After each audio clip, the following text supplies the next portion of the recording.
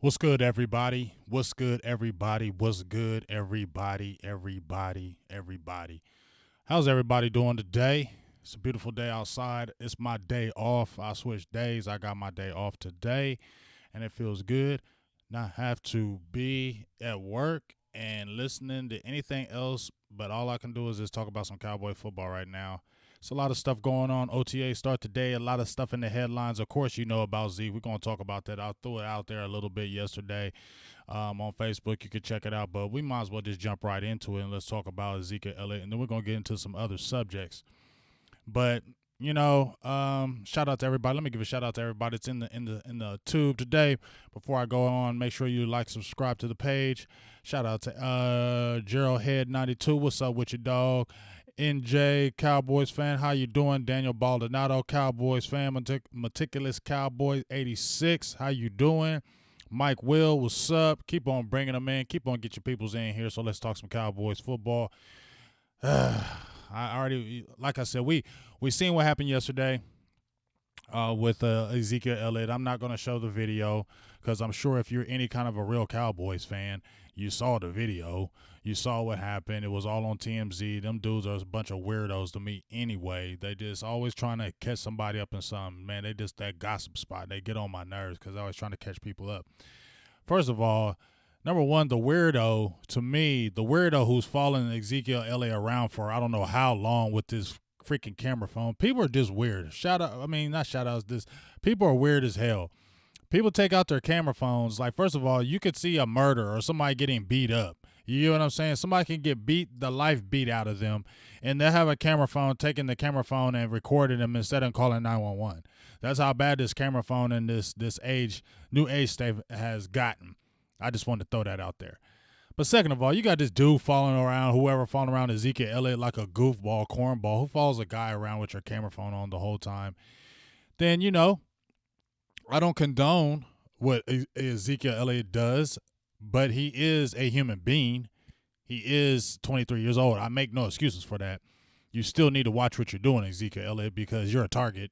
You play for the Dallas Cowboys, and when you drink or anything like that, everybody's going to be watching you. You see the dude with the camera phone followed you everywhere, recording you. People are going to just do that with you, Zeke, and you can't be – the thing I can only tell Ezekiel Elliott is this. I heard a lot of things when he was at Ohio State because I was out here. I'm out here in Columbus, Ohio, so I heard a lot of things that he was a party animal when he was at Ohio State, and when he used to drink, he used to kind of get a little bit unruly. Those things happen. So, sometimes I drink, I get unruly. That's what happens when you drink alcohol. Alcohol is not the best thing after 3 a.m. Things just tend to happen. But my thing is, stop hanging out with these common folk. And I'm not trying to say common folk like you bigger than anybody else. But I think you still be hanging out with college students and going back to state and go back to parties and all that. No. Ezekiel Elliott, you the face of the Dallas Cowboys, dog. So what you need to do, you need to chill. Like, nobody's saying stay inside all day. We ain't saying that, but bro, you got to know your surroundings, and you got to know when people are trying to get at you, and you got to know when people are trying to catch you up. And you don't got the strikes like everybody else. You already got hit up on a fake charge with the DV, no evidence, no nothing, really proved nothing. We seen other people that had way more than you get off. But you already got those strikes. You already got a 6-game suspension. You already got a label. We don't know. People say Roger Goodell has something out for the Cowboys. I don't know that, man, so I don't know what goes on in his head. It seems like it. Seems like when the Cowboys do something, there's always more to it than anything else. Tyrone Crawford, anything. It's always something with the Cowboys more. You got to just be smart, Ezekiel Elliott. 3 a.m, you probably should need to go home because there ain't nothing good going on at 3 a.m. You get what I'm saying? You don't need to, especially OTAs the next day. Get home, chill, get your rest up, and get your mind right for these OTAs because this is your career and this is your livelihood. You could go down as one of the greatest ever running backs you possibly could. You don't want to ruin that career over something silly, and the haters out there, like I said yesterday with the flippity-floppity, whatever the hell that dude was doing. Somebody said he called him the N-word. I listened to it a few times. I heard something slight. I don't know. I'm not going to jump into that, but if he did, I mean, you still got to walk. It's hard when at that time. You got alcohol in your system, maybe somebody says that to you, turn around, you're ready to fight. Yeah, I mean, you're naturally ready to do that no matter who you are if that really happened. But You got to watch Ezekiel Elliott because people like him are going to do the fake falling, fall over, trip and fall like you got knocked over by freaking King Kong Bundy. You look stupid, little dude, little man, and you shouldn't have been doing that. Come on, bro. Stop exaggerating with the flippity floppity. And you know the fakery is going to continue to keep on coming. I just say, Ezekiel Elliott, please watch your back because now this affects a negotiation. This affects your contract. This affects your livelihood. People are out to get you, dog. You may not get a big contract because of certain things like this. Teams will be leery. Tyreek Hill going to thing with the child abuse charges, things of that nature. When you get that kind of a rap, people are a lot more leery to pay you that big money. Or if they pay you that money, they're going to put stipulations in that contract. Carson Wentz, injury stipulations, and he's going to have some kind of stipulation in that contract so the Cowboys can be protected because the Cowboys are going to pay all this kind of money knowing you got anything over your head. If you do any kind of a major slip up, you could be gone from the league. No matter who you are, it's happened to the best. They will suspend you. They don't care who you are. You've seen it in 2017. They do not care who you are, Ezekiel Elliott, because if they did, they wouldn't win as hard as they did for 6 games for basically nothing. You get what I'm saying? So, guys, Cowboys players, Ezekiel Elliott, be smart. I'm going to listen kind of what your guys think about that as far as the Ezekiel Elliott situation. Do I think he's going to get suspended? I don't think he's going to get suspended. That's just my personal opinion. I had a feeling he was going to get suspended before because when I saw that DV case and then I just saw the pursuant of the NFL, I just felt like he was going to get suspended. This in particular, though, no, I don't feel like there's a suspension. I know Goodell and they people say they have it out for the Cowboys, but I just don't see a suspension right here. Yeah, they put him in handcuffs, but that was detained. The dude didn't press any charges. The dude didn't. From what I'm hearing, that he didn't try to press no charges. It's much to do about nothing. Zeke stood in front of him, maybe threw a little bit of a shoulder. Dude over-exaggerated. Come on, NFL. You really going to suspend Ezekiel Elliott for 2 to 3 to 6 games for something like that? That don't even make no damn sense. That wouldn't even jive with Now you can use Article 46 because Goodell has Article 46 that if you have any kind of involvement with the law enforcement or anything like that, you can be suspended or banned from the NFL. It does say that. But to me, it's like, come on, man. It's like, seriously, y'all really going to suspend Ezekiel Elliott for something that fake? For real? Like, come on. I just don't see that happen. I don't see no suspension coming out of this. But I do say you better watch your back, Ezekiel Elliott. You better chill out, bro. I love you, dog, but you better chill out because these cats is watching you and they trying to take you down. They trying to take you under, bro. You see all these people. There are more people. There's a lot of people that love you out there, but there's a lot of people that hate you out there. And they'll be quick to set you up. There's people out there that just out there to set people up and get people and feeling good, get on TV and feel good about themselves. Do all the fakery. We've seen it time and time again. So Ezekiel Elliott, please be smarter in your life. Watch what you're doing because people are out to get you. You got to get your money. You've seen what happened with David Irvin. Now he quit the NFL. You've seen it with so many people so many times again. You don't want to lose your money over something this small. So my thing to Ezekiel Elliott, just be smart and be careful. I have a little extra, Stephen Jones and them saying that, you know what, we're not really we got a lot of respect for Ezekiel Elliott. Of course, they're going to say that because that's their investment. They're not going to say anything negative about it. But you best believe that they're investigating Stephen Jones because this can affect your contract negotiations. This is going to affect your contract negotiations if they try to pursue this any further. So I don't think there's going to be a suspension with this, but who knows with this daggone NFL. What up, Cowboys Factor? How you doing? Carolina Cowboy, Daniel Meza. How you doing? I'm going to listen to kind of y'all right now. I'm going to kind of listen to y'all, and then I'll jump back into another subject. I'm kind of get y'all opinions. What do y'all think about the Ezekiel Elliott situation? Do you really think he's going to get suspended? I'm going to ask y'all.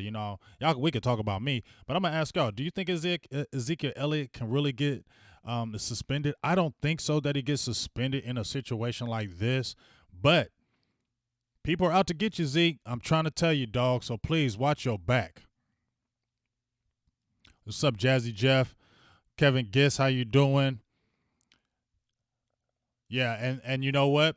And this came up too as well. I think somebody else said, and I think bouncing off of you, Carolina Cowboy, when we talk about Dak Prescott, right, and when we talk about the frustrations that we have with a superstar in Zeke and how he's so much of a major reason why the team goes forward because he's a major component. But you also see Dak Prescott has helped his team win games too, and he doesn't get in trouble. That's a big thing for us, y'all. Like, a lot of these players out now are under the microscope and get in trouble, and it's a good thing that you don't have your franchise type quarterback that you're going to pay like that getting in trouble. So it's going to I just can't say it enough, Ezekiel Elliott. Be careful, dog. Just be careful because, like I said, the streets are watching, bro, and I don't want to see anything happen to you. You're too good of a player, and I would hate something like that to happen. So I'm going to leave the kind of Ezekiel thing alone. I asked you guys, what do y'all think about Zeke? Do you think he'll get suspended? Yeah, I think I mean, why would I hear you, Jazzy Jeff, on the fine, but my thing is, why would you even fine him? If it's so crazy that that suspension is coming back in my head from 2017. Like, I can't fathom my mind over it that this dude never went to court over this alleged DV. He never got anything over it in the courts, no nothing. Yet you got 6 freaking games, and we see all this other stuff, and so you think in your head, this ain't nothing. But if they really pursue this, man, that's terrible. Because don't you want Ezekiel's the face of the NFL? He brings in money. He brings in TV money for you, NFL, and he didn't do nothing crazy. You gonna go after him? Please, man, just stop that. Just stop it. That's just stupid. It just really is. And it starts to, what they say, grind my gears. It starts to grind my gears when you think about this dude was suspended for 6 games for nothing. Nothing. And then you got a situation like this, and the first thing you worry about is him getting suspended or banished because of some fakery. Man, NFL better not trip on this one. Better not trip. I'm gonna be real pissed off if they do. But kind of get what y'all got to say about this. What up, Cowboy 5 Rings? How you doing? The commissioner is an Eagles fan. Yeah, I don't know about that. But yeah, let's go ahead and Cowboys Carolina. Good question, because I'm going to jump right into that as well, since that's a good question to segue to. Where we at? Let me pull this up right quick. So you asked me, and I'm going to show this right now, and I'm going to give y'all my thoughts on this, but I'm going to show y'all this right here right quick. You just asked me this question, and I'm going to go ahead and share this. Tell me if you can see this. Great question by Carolina's Cowboy. Gerald McCoy should be coming up right now. That's what I've heard from Mike Fisher. Very little interest in the Bucs' Gerald McCoy. Now, here's my thing is twofold with Gerald McCoy. At the beginning, like probably about 4 or 5 months ago, I was pushing for a Gerald McCoy because I thought he'd be a great addition to our team, a great addition because he's been a dog the whole time in Tampa Bay. He's been an animal in Tampa Bay. Had a little bit of the injury bug, had some decline in the last 3 or 4 years, but that happens when you get up in your 30s and you've been playing defensive tackle for 9 to 10 years. That's going to happen. But he's still a very good player, and he's one of those guys that's a football guy. He's one of them guys that cares about football. He's one of those guys that's a team leader, great leadership, and has great ability. Now, on the flip side of that, Cowboys just got Covington, and now he's better than these guys that we're talking about. But here's the thing. Covington is 26. Kerry Hyder, who can slide under tackle, is 26. You got Malik Collins, who's coming in his last year. You got you just drafted Tristan Hill. You still got Antoine Woods. Daniel Ross. You don't know what's going to happen because of the roster. Smartly, a year deal wouldn't be bad, especially if the money was right. But the way the Cowboys look at it, and this is the way I look at it, I don't look at it from my opinions. I try to look at it from the Cowboys' thought of view. The Cowboys want those young players. They want them young players to grow like no other. They just got the Daniel Wise kid from Kansas. They got a couple other guys that are undrafted. They love getting those type of guys that are young, and they want to keep this team young. Now, for a Super Bowl push and run, yeah, because, I mean, the Rams did it with Adamaka Suh and pairing him with Aaron Donald, so I wouldn't be mad at it, but they're going to probably think this could take reps away from a Tristan Hill. We really want to develop him. We would think he may do something this year. we really think we have high aspirations of Tristan Hill doing something. So if you get a Gerald McCoy gonna have to play. I don't care. He's earned it in the league, so he ain't gonna be coming off no bench. Gerald McCoy is probably gonna be starting if you bring him in for a year with the talent that he is. So that means that's going to be your other guys, or maybe a guy gets knocked off the roster because that's a roster spot as well. So I don't think the Cowboys are going to do it because they're going to roll what they got. They're going to say the same thing they always do. We like what we have, and I just feel like they're going to roll with them young guys. So I don't see a Gerald McCoy signing with the Cowboys, although it wouldn't be bad. I don't think they want to impede the process of their young players. So I see no for Gerald McCoy. What's good with you, Tim Williams? How you doing? All right. Let me see what else y'all got to say. Yeah, Zeke does need to be smarter. What up, Mark Scott? How you doing? You think Dallas Cowboys, you think we're going to sign Amari Cooper? Yeah, we're definitely going to sign Amari Cooper. It's not if they're not going to sign him, it's when they're going to sign him. I mean, they got the money to sign him right now. I think they're still kind of waiting and see what's going on with a lot of things. But I don't see why you wouldn't sign him right now. It's not going to be a big deal. They got the money to do it, and you got the rollover money. You could still cut a couple players and sign him. I think the biggest issue is, the timing of it. They're going to sign him because you don't give up a first-round draft pick in the middle of a year not to re-sign a receiver who's only 24 going on 25 years old. That don't make no sense to me. That's just a waste of a draft pick if you don't re-sign a player and he's still not even hit his prime or his peak yet. And if you've seen what he did in the middle of the year, imagine what he could do for a full season with the Cowboys. So the Cowboys are definitely going to sign Amari Cooper. It's not going to sign him, is when they're going to sign him. So I don't think we have anything to worry about. I think the Amari Cooper thing, that's one thing we don't have to worry about for real. I think the only thing you're really going to be looking at is this Dak Prescott contract and how much he's going to sign. And I think that's the only thing people are looking at right now. What's up, Philly Cowboys 76? How you doing? Yeah. I think it's all about the youngsters right now. We're one of the youngest teams in the league. Dallas Cowboys are.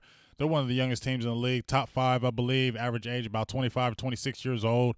One of the youngest teams in the playoffs. And if you saw the way they do it and the way they have signed players, they don't sign old players. That's just, if you look at the Cowboys these past 3 or 4 years, they don't go out and sign 34s and 35-year-old guys for a year. That's just kind of not their theory. Their theory is grow your own, continue to build on your own, get the low free agents, and get good draft picks and stay young. The main thing the Cowboys want to do, I know for sure, is want to stay young, and they don't want to bring old people on the roster. They only have like 3 or 4 30-year-olds, maybe just 3. Sean Lee, the snapper that's been there forever, Ladashore, and who else? I'm trying to think. I know those 2 for sure. I don't know, but they ain't a lot of 30-year-olds, and Jason Witten coming back. I think that might be the only 3 30-year-olds on the squad right now. So that just tells you they don't want to bring in the young guys. I mean, the old guys. What up? What's up, mama? How you doing? Law Nation, what's up with you, big dog? How you doing? Salutes to you. So let me get some of y'all. I like listening to y'all questions. Bring me some more things. I'm going to talk about some more topics, but yes, Law Nation, I sure do. I'm off tonight. I am down with the round table. Plug me in on that. I missed the last 2 round tables and I hate it. So please, yes, plug me in. Shout out to Law Nation. So definitely let's get this round table in and going on. Hopefully it's Vach, Foots, Mark, Okoye, whoever. I'm down for talking for some more Cowboys football and hearing what you guys say. So make sure you text me, Law Nation, my dog, my fam. Make sure you hit me up and let me know the time, and I'll definitely be on that today for sure. What's up, mama? How you doing? Yes, sir. All right. Appreciate you. All right. So, yeah, like I said, I just don't think we're going to go around with the Gerald McCoy signing more than anything else. But you know what? I do want to talk about some subjects that I'm going to bring up here. Let me pull these up right quick. And we're going to go right through them. And I want y'all to listen or see what's going on here. Let's see here. Yes, I want to talk about this right here. What do y'all think about this right here? I'm about to pull it up. check this out right here. Is this a win for the players? The NFL and the NFLPA are announcing new mental health and pain management initiatives. Each team will retain a mental health professional who will work at the team facility. A new pain management committee, will research alternative therapies, potentially including marijuana. Now, that's huge because that has been the death of players, marijuana or anything else. That has been the death of players. This is huge.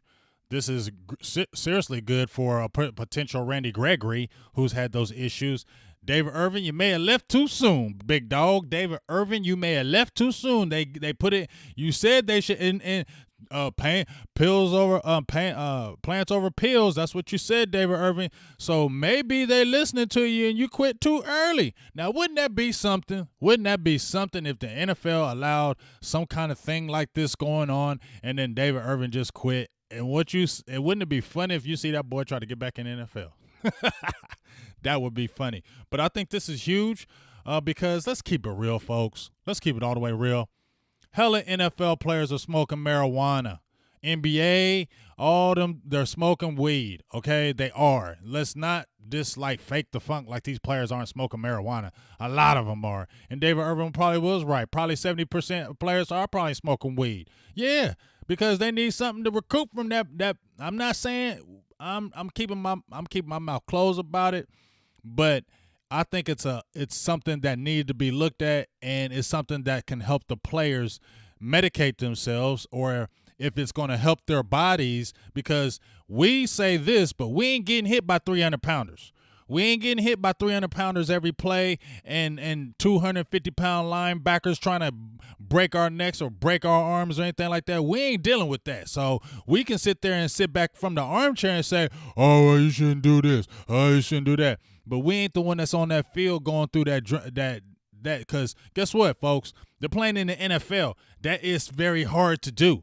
You understand? They are getting their bodies beat up all game long. They're saying they get hit by a Mack truck every game. You know what I'm saying? Think about these running backs. They're getting hit every play. They need something. So if this is something that could help them in the long run and studies show it, you better go ahead and open that door and let it happen. Give me your thoughts on that, y'all. I'm kind of in here right now. I want to hear what y'all got to say. What do y'all think about this? What do you think about this little thing, the new committee looking at the mental health issues for the players? Because a lot of players, after they retire, they go through a lot of crazy things. And then especially with this marijuana issue, because that's been the hot issue with a lot of players. We've dealt with it. The Cowboys have dealt with it time and time again. Every year seems like there's some kind of marijuana issue with the Cowboys. What do y'all think with this? Is this something good for the NFL and the players, or is this something bad? Your thoughts. I'm listening to y'all right now.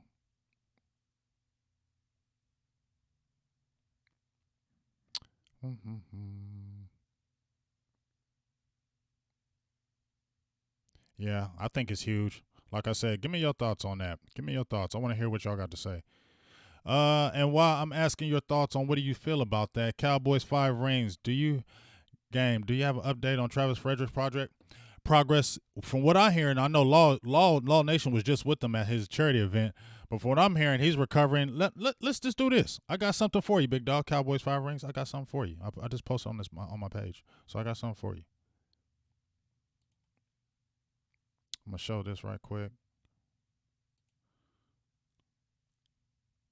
Sorry about that. I'm going to pull this up, Cowboys 5 ring, because it talks about these injuries right here, and I'm going to pull these injuries up. Now, from what I'm hearing right now, that he's recovering not just from, his disease, but he's got like a little shoulder injury. So he's doing more than recuperated. Right now, he's not 100% from the injury front, but from that disease, I'm hearing that he's doing really good with that. But as far as like other injuries, he does have some other nicks and bumps and bruises. So they're kind of going to basically rest him for the camp. They're not going to put him through anything kind of crazy. If you see him doing any kind of work, you're going to see him doing work with, on the sidelines, on the side like they do with the cords and things of that nature. But let me just go ahead and bring it up right here. So I'm asking your thoughts, and I just pulled this up right here.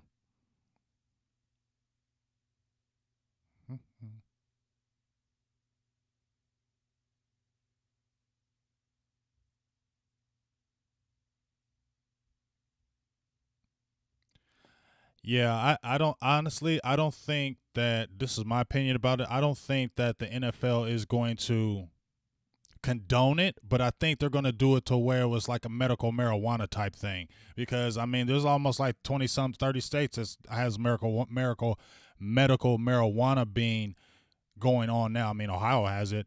So it's a tricky situation. I think this is something that's going to be brought up in the negotiations when the next CBA contract comes up. But it's a tricky situation with that going on. But I think it's a good thing. I think it just needs something to help these players continue to deal with what they deal with on a daily basis in the NFL. So I think it's a good thing. But check this out right here. You asked me the question, Cowboys, for our range. We can read it right here. Travis Frederick, he got the shoulder. Hernia surgery. He's going to be limited in the offseason. We got a lot of guys that are kind of hurt. And this kind of segues to what I want to talk about as well, is that you guys got we got like 9 injuries right here. You got Travis Frederick. You got Leo Collins, who has shoulder surgery.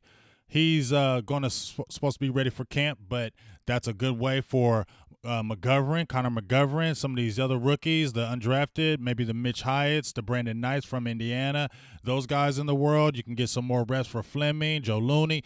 There's now you can kick out Connor Williams at tackle because of this injury. So a lot of guys and a lot of backups are going to get some time. We scroll through here.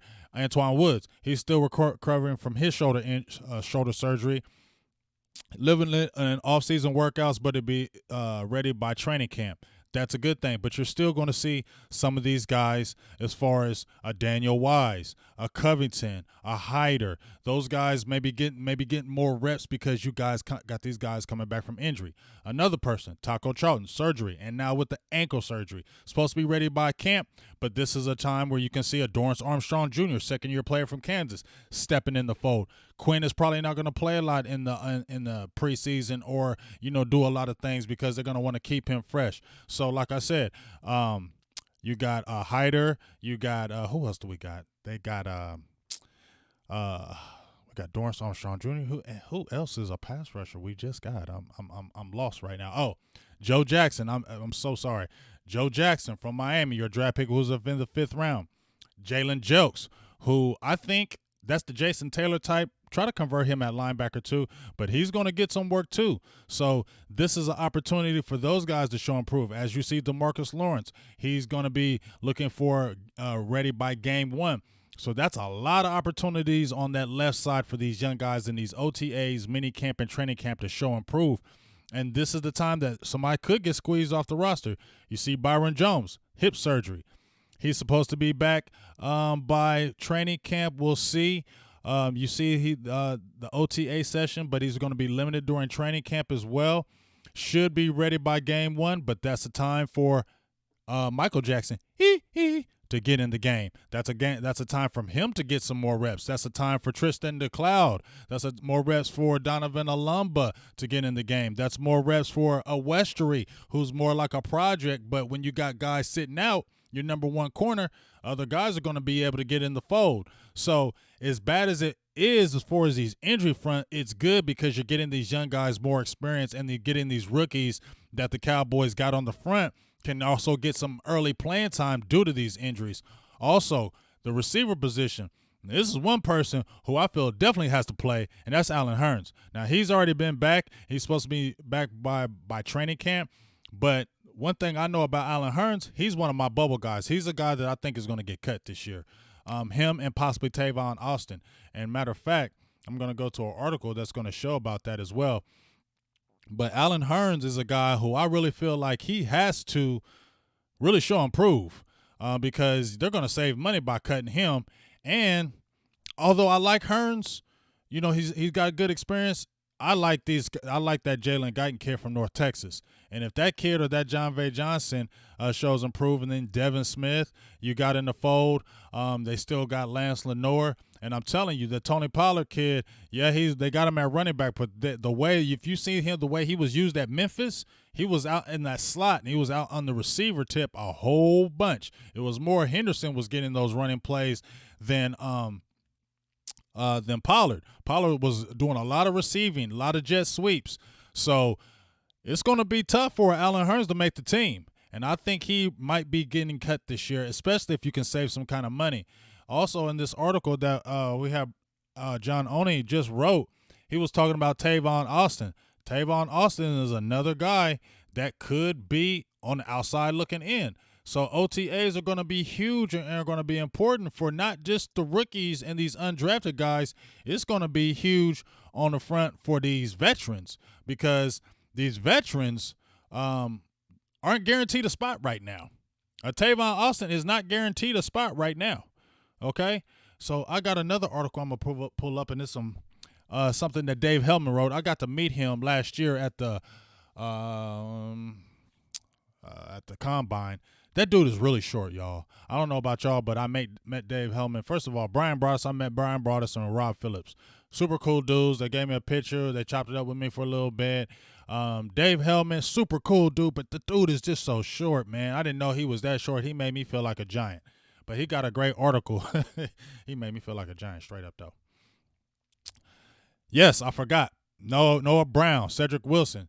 The receiving battle is going to be crazy because you got the first three that are set in Randall Cobb, Michael Gallup, and Amari Cooper. But anybody's guess, and I don't know about Noah Brown any longer. He definitely has to show something this year to me because he's been on the roster 2 years and basically hasn't did anything. And he's kind of been on there because Jerry Jones has liked him. But Noah Brown has to show something this year because, to me, he's kind of a regular receiver. He doesn't have any kind of special traits. Even when he was coming out of Ohio State, he didn't have any special traits. I believe that's why he dropped all the way down to the 6th round because there wasn't nothing special about him. He was just a really big receiver. Good hands, good strong hands, could be a great blocker, but nothing special as far as the receiving ability. So I think he has to show some, or he can be cut as well. I definitely feel like they're going to give every opportunity for Cedric Wilson to be on that roster and make some headways because he's a Boise State player, and they love some Boise State guys. Good size at 6'3", but I think Cedric Wilson was a pretty good player too.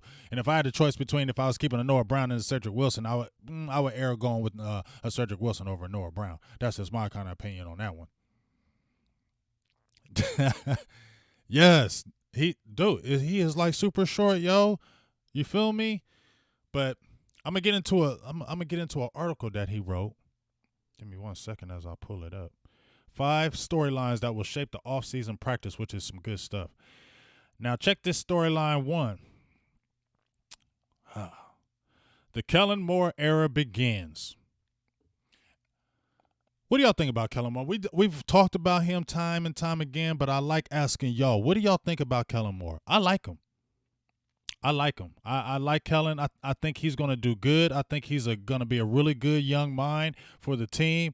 I think that he's really going to incorporate some nice things with the Cowboys. I don't think he's going to try to get too tricky with anything, but I definitely feel like he's really going to open up the playbook, do a lot of multiple sets, do a lot of dual sets out of the backfield with Ezekiel and Pollard, and possibly you could see a Weber or Alawai. I don't know, but I feel like 3 or 4 receivers. I just see a lot of different sets with the Cowboys so we don't look predictable.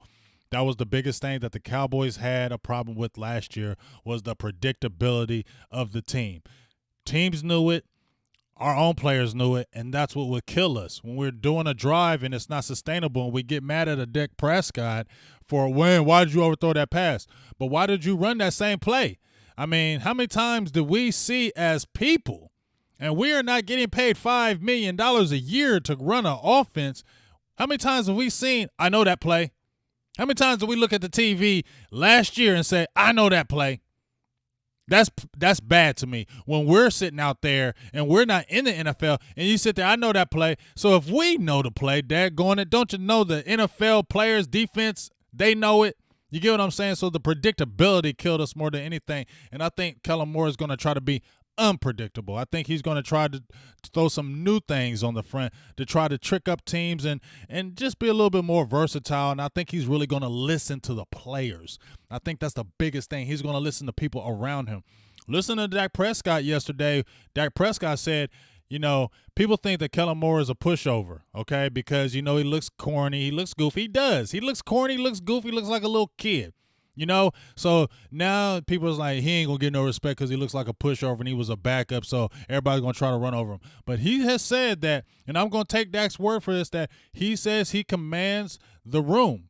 The guy's listening to him. He has a really good, smart brain, and people really respect and listen to him. And I think he could be kind of one of these McVay guys. Okay, I think they kept him around because of that mind, not because of his playing ability. I think they kept him around because they said that this kid is really good, and we don't want to miss out on him by maybe cutting him as a player, him going somewhere else, and then we lose that brain of his that we can possibly put in the forefront and making our team better. So I think Kellen Moore is going to be a great asset. OTAs we're going to hopefully be able to see some wrinkles in the preseason games. I'm very interested to see how this offense is going to be run, but I am excited. Do I think we're going to hit the ground and running? I don't know, but I definitely think there's going to be some things that early in these first few games we're going to be like, okay, I like it. I like it. What's your thoughts on him?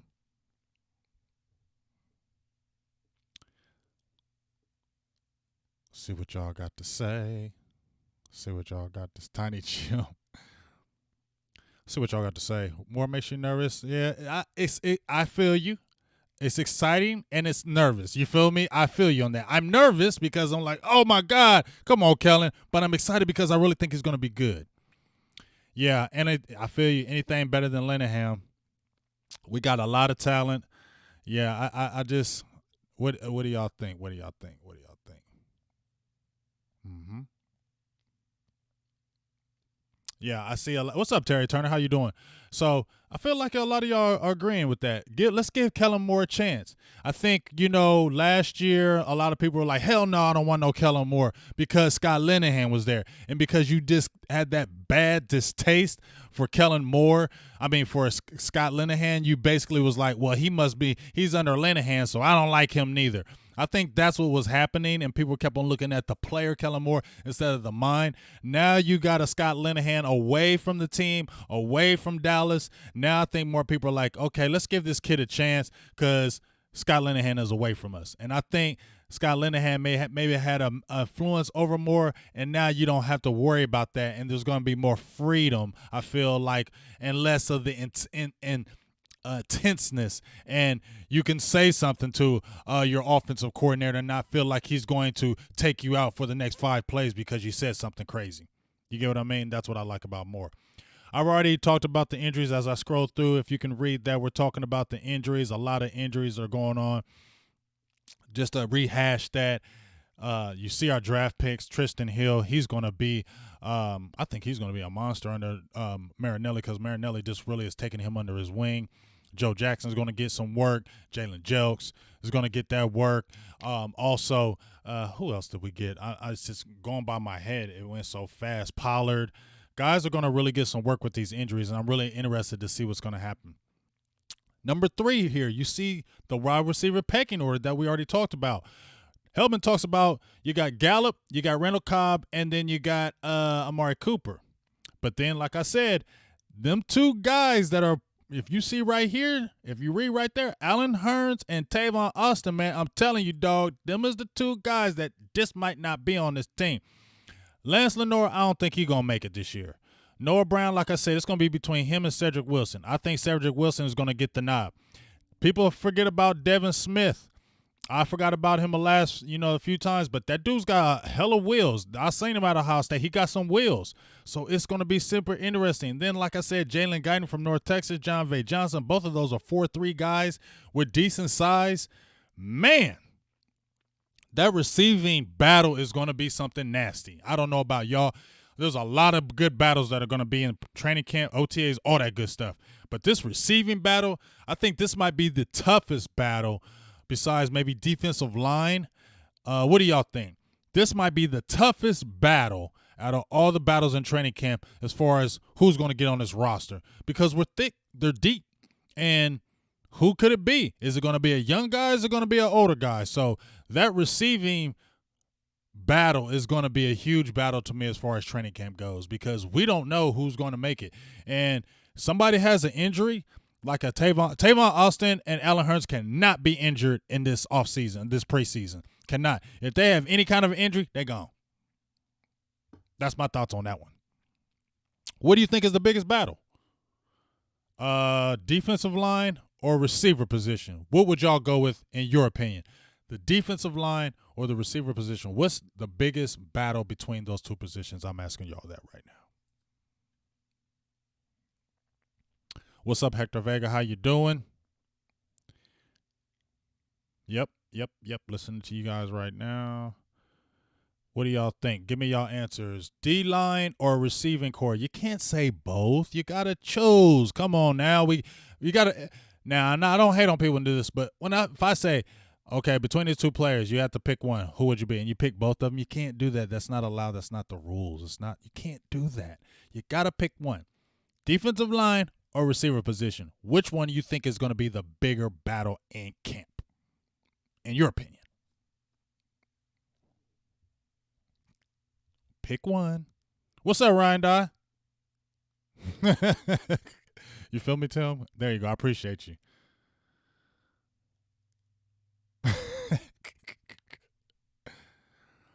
Now, Terry Turner. Shout outs to you anyway. Now, when Noah Brown first got drafted, if you first watched Silver and Blue Nation, the first thing we said was move Noah Brown to tight end. Move him to tight end because he was already a thickly player. He was already a thick player. He had the size. He was already about 225, 228 coming out. So you see these tight ends now, they're every bit of a 235, a slim 240. You could get away. I think you at least got to be 235 to play tight end, at least 235. I would definitely look at that, but I just don't see them converting him. You know, they still got they got Blake, they got Jason, they got to see what they have in Schultz. They got to see what they have in Schultz because they spent a 4th-round pick on him. And then you still got Rico Gatherers out there, and I don't have no expectation for Rico. Would I do it? Yes. Are they going to do it? I doubt it.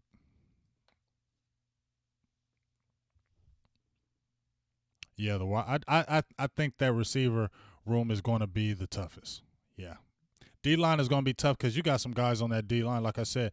But it's just, some guys could go to the practice squad. But that receiver position, we're going to cut a guy on the receiver position that I know we're not going to want to cut, and he's going to go somewhere else. I hope it's not one of these young guys because, as I said before, I've been pushing this kid. Y'all listen to what I'm saying. You listen to these shows. You listen to what I said. Jalen Guyton, don't let me down, Guyton. Please don't get hurt in this preseason. Please, I'm knocking on wood, dog. I'm pushing for you. Jalen Guyton, North Texas, 6'2", 200 pounds, 4'3" receiver.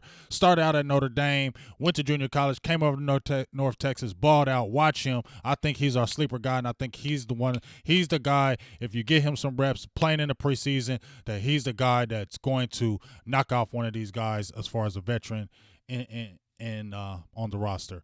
And One other thing. Support, like and subscribe. YouTube, like and subscribe our page. We've been getting hella like and subscriptions for the page, and it's been awesome. I love y'all for that. It's been great. Appreciate it.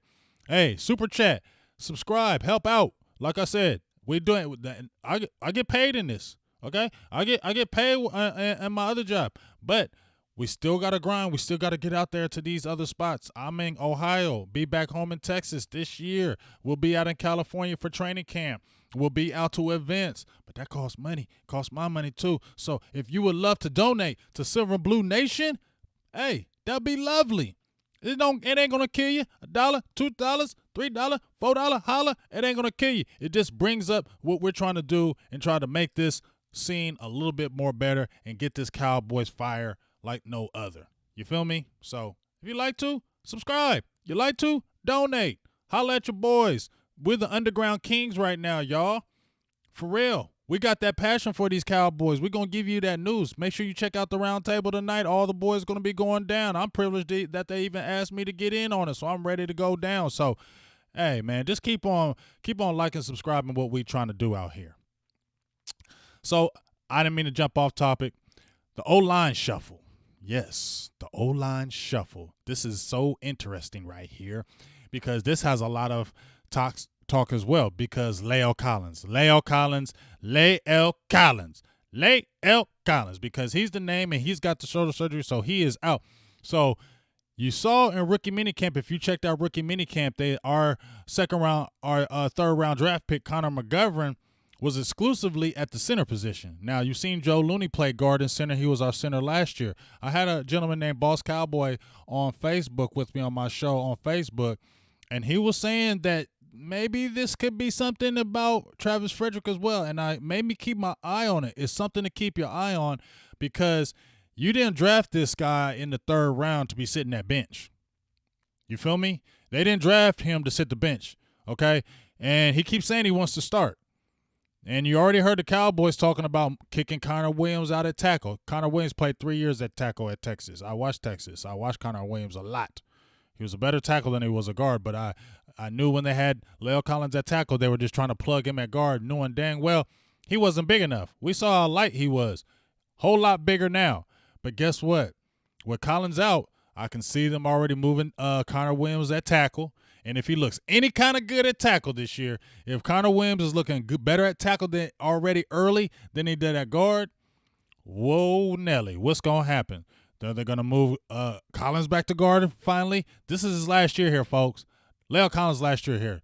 Not trying to advocate it, but I just don't see you being here after this contract. You're going to want a lot of money. I don't think they're going to pay you. They got your substitute. They got your replacement in Connor McGovern. So I don't see La'el Collins being here any longer. So would they sit La'el Collins now? Would they trade him? I already mentioned that. You know, you could get possibly something for a trade. He's still young. He's got great size. You didn't spend a lot of money on him in the beginning because he went undrafted because of what happened his last year in school. So you can get something for him. Somebody will give you something for him. He's not like a Taco Charlton where you probably not going to get no kind of return from him because he hasn't done anything as a first rounder. You're going to get some return for a La'el Collins if you try to trade him.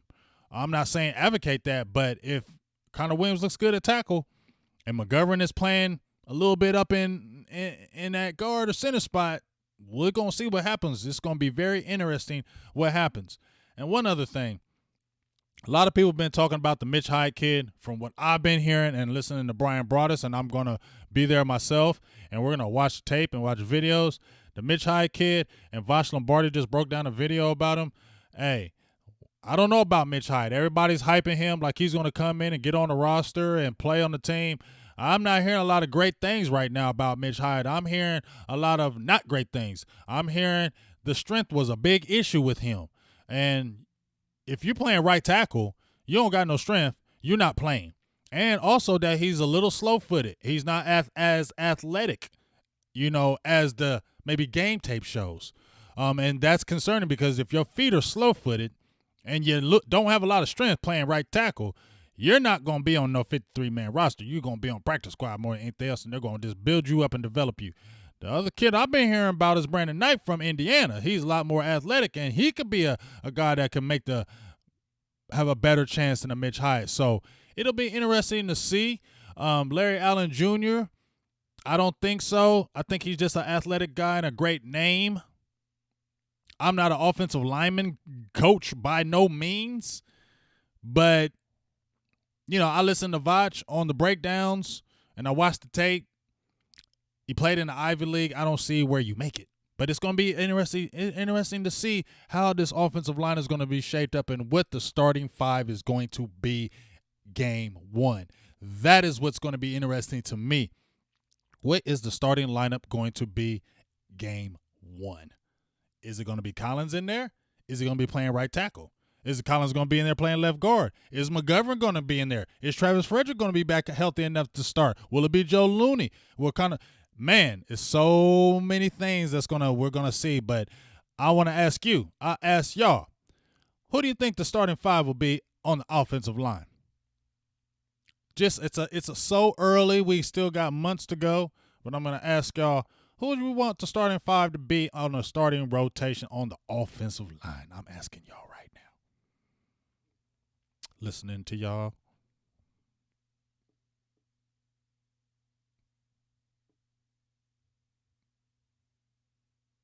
Yes, Cowboys 5 rings. I will be in there. I'll be there. What's up? What's up, Joshua Johnson? Hey, appreciate you. Thank you very much. Pack of almond M&Ms. Yeah, I love it. Cowboys 421. Jalen Guy looks like Lil Pump. He looked like somebody, but I can't get the name. But he does look like somebody. He does look like somebody. I'm seeing what you guys are talking about. Good job. Just gonna see what y'all talking about.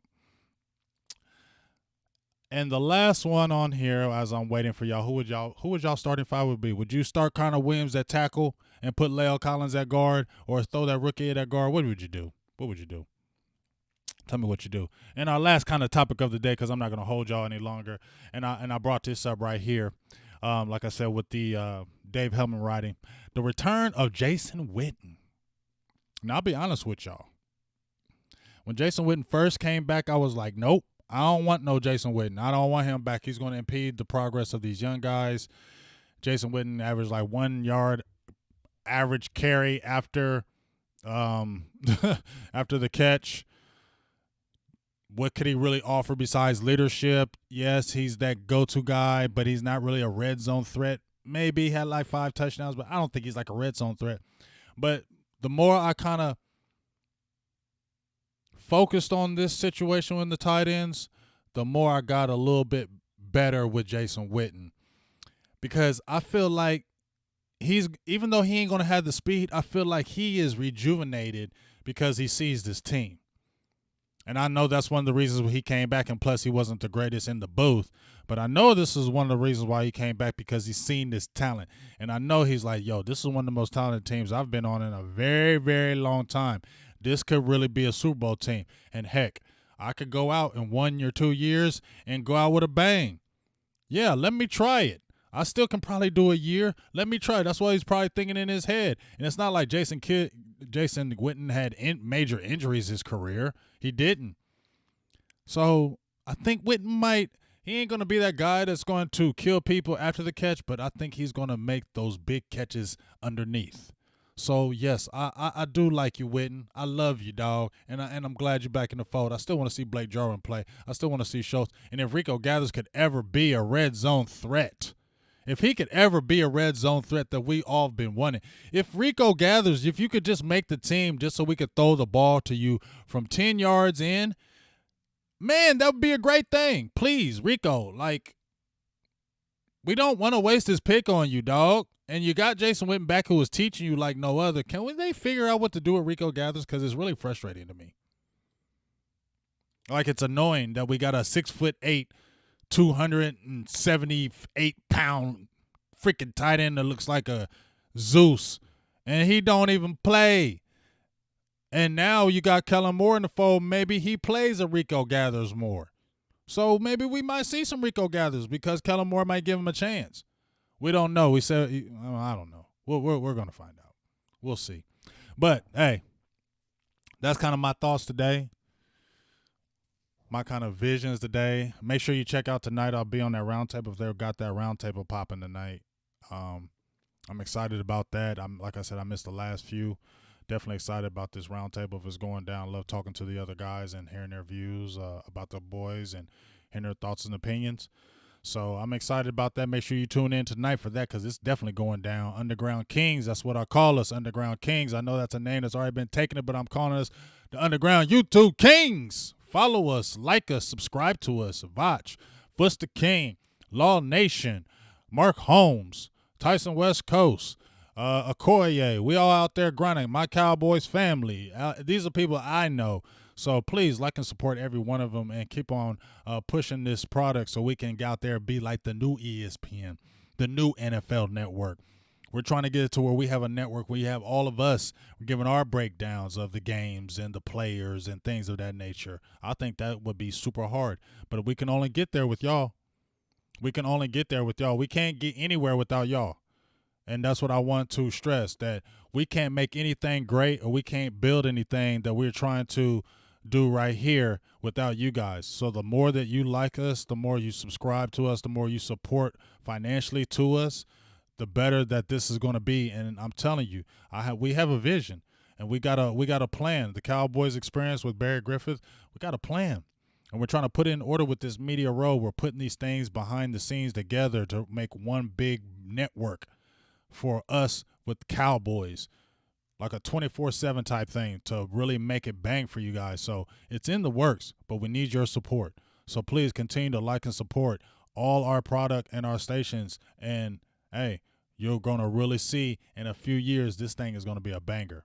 So shout outs to everybody that jumped in the show today. Shout out to appreciate everybody. Love everybody. Love the support. Love all y'all who are tuned in, listen today for our little chat. OTAs are going on today, tomorrow, and Thursday, and then next week after that. And then we're getting into mini camp and then training camp. So make sure you continue to check in on us. We'll be giving our live reports on the practices, what guys are looking like, videos. Make sure you check it out so we can see what's going to look like these Cowboys. I'm excited for this 6 this year like no other. This is a no excuse type year, and we got to do it. It's now or never, and we got to put this product to use and put these good young talent to use. So with that being said, salutes. Signing off, Big Game James, Silver and Blue Nation. Keep on checking us out. And I just talked one last thing. I just talked to Anthony Wright a couple days ago, former quarterback with the Dallas Cowboys. I said, well, can we get this show popping? He said yes, so look out for that show. Hopefully this week I can get Anthony Wright in here, former Dallas Cowboys quarterback. Was playing with Quincy Carter, Chad Hutchinson, right after kind of like the Aikman era, right after Aikman retired. We had that little fold with those guys. He was in the mix, been chopping up with him back and forth. Talked to him the other day. He said he would make it happen, so hopefully we'll have him make it happen this week and get that banging. So salutes to all y'all. Appreciate everybody who listened to the show today, and we'll be talking to you soon. Peace. Signing off.